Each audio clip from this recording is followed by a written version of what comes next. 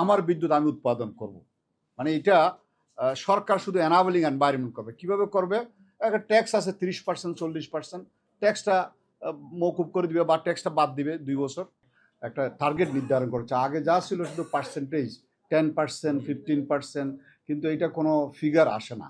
তো এই জন্য আমার মনে হয় এটা একটা ক্লিয়ার কার্ড হলো 10,000 মেগাওয়াট। এইটা এখন আমার মনে হয় একটা মেজার করার সুযোগ হচ্ছে, অর্থাৎ কতটুকু হলো আর কতটুকু হলো না, এটা একটা পরিমাপ করার, বিশেষ করে আমাদের সাংবাদিক বন্ধুরা যারা মিডিয়াতে তারা পরিমাপ করতে পারবে 1 বছর পরে কি হলো, 2 বছর পরে কি হলো, 3 বছর পরে কি হলো, এটা দেখা যাবে। আর পার্সেন্টেজটা এমন একটা জিনিস, ওটা কনভেনশনাল বিদ্যুৎ বাড়লে ওটা পার্সেন্টেজ আবার কমে যায়। তো এটার কোনো হিসাব পাওয়া খুব কঠিন। তবে আমি যেটা বলতে চাই যে বাংলাদেশের যে পরিস্থিতি আমরা গভীরভাবে অনুধাবন করি। বর্তমান যে বিদ্যুৎ ব্যবস্থা আছে, অর্থাৎ 30,000 মেগাওয়াট, অনলি 3% রিনিউয়েবল এনার্জি, 60-70 হাজার কোটি টাকা প্রতি বছর ভর্তুকি যাচ্ছে পিডিবি, এইটা দিয়া সরকার সঠিকভাবে সার্ভাইভ করতে পারবে না। টুমোরো আপনারা যত অসন্তোষ দেখবেন, ভিতরে কিন্তু এই বিদ্যুতের এই ঘাটতির দিকে আরম্ভ করে আস্তে আস্তে বড় অসন্তোষের দিকে যায়। তো আমরা মনে করি সরকারের একটা সুযোগ আছে, একটা ফ্রেশ মাইন্ড নিয়ে এখন জনগণের ম্যান্ডেট নিয়ে যেহেতু আসছেন, ওনারা এটা কাজ করতে পারেন। আমরা যেটা বলতে চাই যে এরকম যে অভিজ্ঞতা হলো আমার বিদ্যুৎ আমি উৎপাদন করব, মানে এটা সরকার শুধু এনাবলিং এনভায়রনমেন্ট করবে। কিভাবে করবে?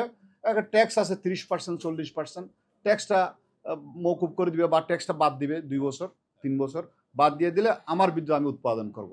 এখন আপনারা খবর নিয়ে দেখেন, নবাবপুরে খবর নিয়ে দেখেন সোলার কীভাবে বিদ্যুৎ বিক্রি হচ্ছে। কারো কাছে কোনো প্যানেলে নাই, সব কিছু নাই এখন, সব পুরান এটা মানে সব বিক্রি হয়ে গেছে, নাই এখন। কারণ কি? মানুষের বিদ্যুতের অভাবে গ্রামে চলতে পারতেছে না, সুতরাং এটা সব বিক্রি হয়ে গেছে। যতই আমরা এখানে ইন্টেলেকচুয়াল কথাবার্তা বলি, বাস্তব কিন্তু বাংলাদেশে ভিন্ন। সেই জন্য আমরা বলছি আমার বিদ্যুৎ আমি উৎপাদন করব। কীভাবে করব? যে আমার বাড়ির ছাদ আছে, আমি আগে 20 ওয়াট, 30 ওয়াট, 50 ওয়াট, 100 ওয়াট করতাম, এখন আমি 1 কিলোওয়াট করব, 5 কিলোওয়াট করব।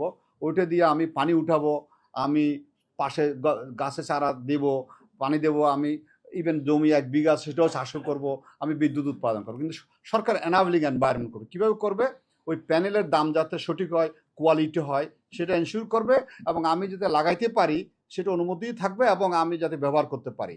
তাহলে এটা কি লাগে? একটা ইনভার্টার লাগে। এখন বিদ্যুৎ লাইনে সংযোগ দিতে ইনভার্টার লাগে, ইনভার্টার দাম বেশি এবং এটা ঘন ঘন নষ্ট হয়ে যায়। তাহলে ইনভার্টার কিভাবে পাওয়া যায়? সরকার এটা, এই বিশ্ববিদ্যালয় আছে, বুয়েট আছে, সব এখানে বুয়েটের প্রফেসর আছে, এখানে সবাই আছে আমরা, সেখানে আমরা কিভাবে কম মূল্যে ইনভার্টার পাওয়া যায়। সোলার প্যানেল এখন অনেকটা কমে আসছে, কিন্তু ইনভার্টারটা যদি কম মূল্যে পাওয়া যায় তাহলে আর আমাদের লাগে না। আমাদের গ্রামে যে টেকনিশিয়ান হয়েছে, ইলেকট্রিশিয়ান আছে, তাদের ট্রেনিং দিলে তারা লাগাইতে পারে, চালাইতে পারে, সব কিছু করতে পারে। এটা একটা রকেট সায়েন্স না, আমরা তার সোলার সেল আবিষ্কার করতেছি না, আমরা শুধু সংযোগ দিয়ে এটা চালাচ্ছি। সুতরাং আমার বিদ্যুৎ আমি উৎপাদন করব, এবং করলে সরকারও বাঁচবে, দেশবাসী বাঁচবে, এবং তাড়াতাড়ি এটা উন্নত হবে। এটা হলো যে আমরা বললাম যে এনার্জি সভরেনিটি, যেটা বলছি, আমি স্বাধীন হয়ে গেলাম, আমি পিডিবির আন্ডারে নাই, আরবির আন্ডারে নাই, আমি স্বাধীন। আরবি আমার জন্য সেবা করতে আসতেছে কিছু কিছু, বরং আরবিকে আমি কিছু যদি দিই, অন্যান্য উন্নত দেশে যেন অস্ট্রেলিয়া যান, বিদ্যুৎ বিল 6 মাসে $1 আসে না, $5 আসে না, 6 মাসে আসে না, কারণ আমি উল্টো দিয়ে যাচ্ছি, তার কাছে আমি পাচ্ছি, বিদ্যুৎ বিলেই আসে না। সুতরাং এটা আমরা যদি করতে পারি, এবং এটা বাংলাদেশ সম্ভব, যেহেতু একটা সমালোচনা আছে, সোলার হোম সিস্টেম করে কেরোসিন কিন্তু ইলিমিনেট করা গেছে 6.5 মিলিয়ন। আমরা ইরিগেশনের কথা বলতেছি, এইটা সরকার 10,000 মেগাওয়াটের মধ্যে জাকির সাহেব বলছে, আমার মনে হয় একটা বলতে পারো, আমি 2030 সালের মধ্যে এই সরকারের সময়ের মধ্যে 100% ডিজেল পাম্প আমরা উঠাই ফেলবো, সেখানে আমরা ইরিগেশন সোলার দিয়ে করবো, এবং সম্ভব। এটা প্রায় 8-10 বছর অভিজ্ঞতা হয়ে গেছে, যথেষ্ট অভিজ্ঞতা হয়ে গেছে, এবং সেটাকে করা সম্ভব। আর